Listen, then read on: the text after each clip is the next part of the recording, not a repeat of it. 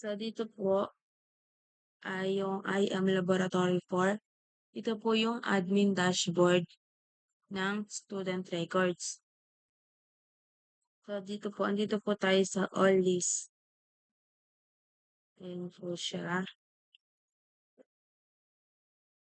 Ito pong feature na to is, nagamit ko lang po siya for example sa pag-add po dito. So, hindi po siya, ano lang po, yung photo po na to is, ito lang po yung nakita ko sa file ko. Tapos, ito naman po, ngayon po, magse-search po tayo ng name ng student. For example po, si Kier. So, ayan po, lalabas po siya.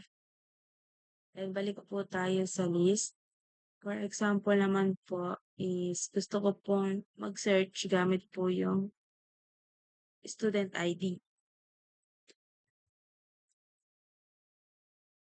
Click ko lang po yung search button and then lalabas na po yung student ID ng student na gusto ko pong i-search.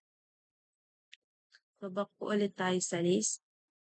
So, kung mapapansin niyo po, alphabetical na po yung list natin.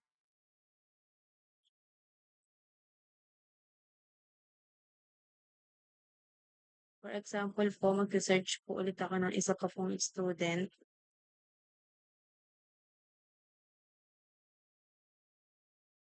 So, ayan po siya. Tapos balik po tayo sa all list. Pwede din po natin i-back lang po. Tapos kung mag-a-add naman po ako ng student, lalagay ko lang po yung full name. For example po, addition, body, and yung student number po is 2020.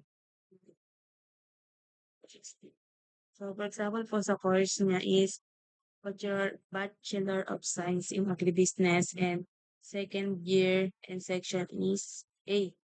So, semester naman po, for example po is second semester.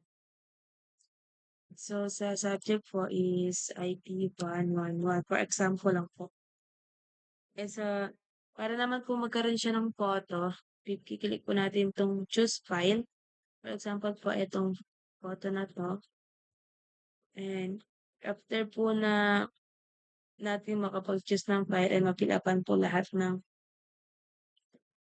po ng required nating i-fill up, i-add na po natin siya as student. And yan, makikita niyo po na nadagdag na po siya dito sa list.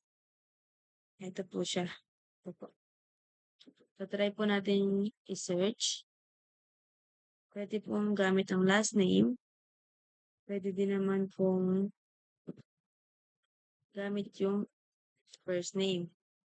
Eh, gaya nga po ng sabi ko kanina, gamit po ang student ID. So, yun lang po.